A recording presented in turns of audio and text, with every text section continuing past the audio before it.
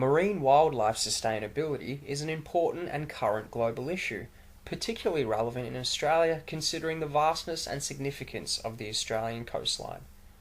Shark populations are an integral part of Australia's marine ecosystem, and for many years there have been sharp divisions and debate over shark culling as a strategy, reignited recently by fatal shark attacks off the coast of Western Australia.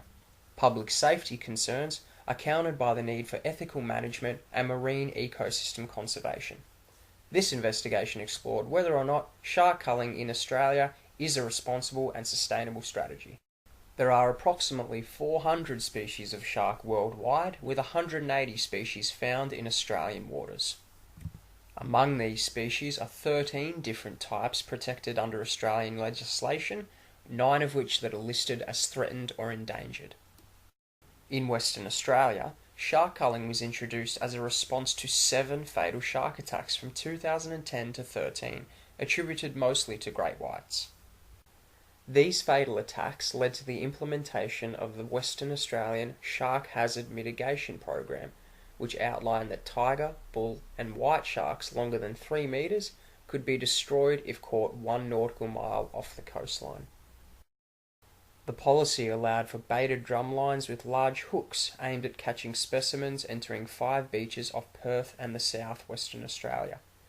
During the 3-month trial, more than 170 sharks were caught, with 50 being destroyed. Firstly, shark culling policies disregard both international and national policy guidelines. Not only was the Western Australian Shark Cull program given initial exemption from legislation, but the policy was not adhering to national and international conservation plans. Secondly, ethical considerations were also considered. The baited drum lines affected non-targeted and undersized shark specimens, as well as sea life species including dolphins and sea turtles. Furthermore, sharks play a key role in sustaining the marine ecosystem. As sharks are considered apex predators, they keep populations of fish healthy and proportionate. The removal or decline in shark numbers would cause the marine ecosystem to collapse. As an example, if sharks were removed entirely from the Western Australian coastline, stingrays, which are among sharks' favoured prey, would dramatically increase and in turn lead to the eradication of scallops. The cost to the ecosystem is also compromised by the actual cost of the culling itself, with flow-on effects being felt economically as potential prey species can flourish, which in turn causes decline in species crucial to the Australian seafood and fishing industry. The trial itself cost around $1.3 million, with private contractors employed for 107 days, costing $610,500, equating to $5,700 a day. Investigations of alternatives to culling must be considered. Shark-safe barriers utilise innovative modern technologies to deter and lure sharks away from populated swimming areas.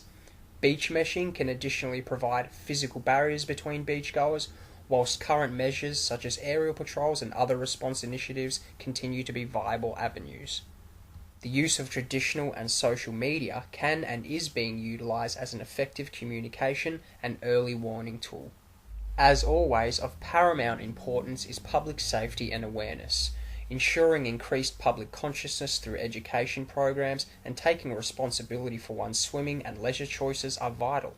Ultimately, emphasis on awareness and education is critical, with public perceptions being influenced by the socio-political landscape as well as negative media portrayals. In fact, fatal shark attacks are actually extremely unlikely. Evidence strongly suggests that shark culling is not a sustainable, ethical or responsible strategy.